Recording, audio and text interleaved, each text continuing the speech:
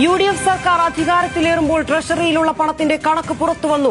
Cash ബാലൻസായി 5429 കോടി രൂപ ട്രഷറിയിലുണ്ടെന്ന് ധനവകുപ്പ് നൽകിയ വിവരാവകാശ മറുപടിയിൽ വിവരം പുറത്ത്. ഈ മാസം 1 വരെയുള്ള കണക്കാണിത്. പാപ്പരായ സംസ്ഥാനമെന്ന AK ആന്റണിയുടെ പ്രസ്താവന വിവാദമായിരുന്നു.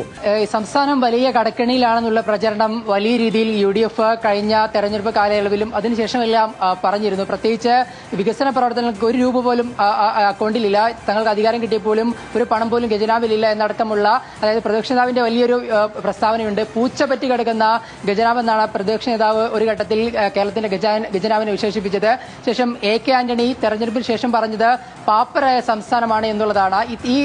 ഈ കാര്യങ്ങളൊക്കെ ഒരുപക്ഷെ ലംഘിക്കുന്ന ഒരു വിവരങ്ങളാണ് പുറത്തു വരുന്നത്. 5429 കോടി രൂപയാണ് ഖജനാവിൽ ഉള്ളതായി മെയ് 1 ഖജനാവിലുള്ള കാര്യം RBI അറിയിക്കുന്നത്. വിവരാവകാശ പ്രകാരം അപേക്ഷിച്ച രേഖയിലാണ് ഇത്തരത്തിൽ കണക്കുകൾ പുറത്തു വരുന്നത്. നേരത്തെ തന്നെ KN ബാലഗോപാൽ പറഞ്ഞിരുന്നു, തങ്ങൾ ഈ സ്ഥാനം ഒഴിയുമ്പോൾ, LDF സർക്കാർ സ്ഥാനം ഒഴിയുമ്പോൾ 6000 കോടിയോളം രൂപ അക്കൗണ്ടിലുണ്ട് എന്ന കാര്യം മുൻ ധനകാര്യമന്ത്രി KN ബാലഗോപാൽ തന്നെ വെളിപ്പെടുത്തിയിരുന്നു. പക്ഷേ കേരളം പാപ്പരായ സംസ്ഥാനമാണെന്ന് AK ആന്റണി പറഞ്ഞിരുന്നു. അതിന് ഈ പ്രതിപക്ഷ നേതാവിന്റെയും ഈ പൂച്ചപറ്റെടുക്കുന്ന സംസ്ഥാന ഖജനാവ് എന്നാണ് വിമർശനങ്ങളും വലിയ വിവാദമായിരുന്നു. എന്തായാലും അതിനൊരു മറുപടി കൂടിയായിട്ടാണ് ഇത്തരത്തിലുള്ള കണക്കുകൾ പുറത്തു വരുന്നത്. RBI പുറത്തുവിട്ട കണക്കാണ്. RBI വിവരാവകാശ പ്രകാരം അപേക്ഷിച്ച തൃശൂർ സ്വദേശിയായ ബേബി അച്ചായന് ഇത്തരത്തിൽ RBI നൽകിയ കണക്കാണ്. അതിൽ പറയുന്നത് മെയ് 1 കേരളത്തിന്റെ ഖജനാവിൽ 5429 കോടി രൂപ ഉണ്ട് എന്നുള്ളതാണ് ഏറ്റവും പ്രധാനപ്പെട്ട കാര്യം.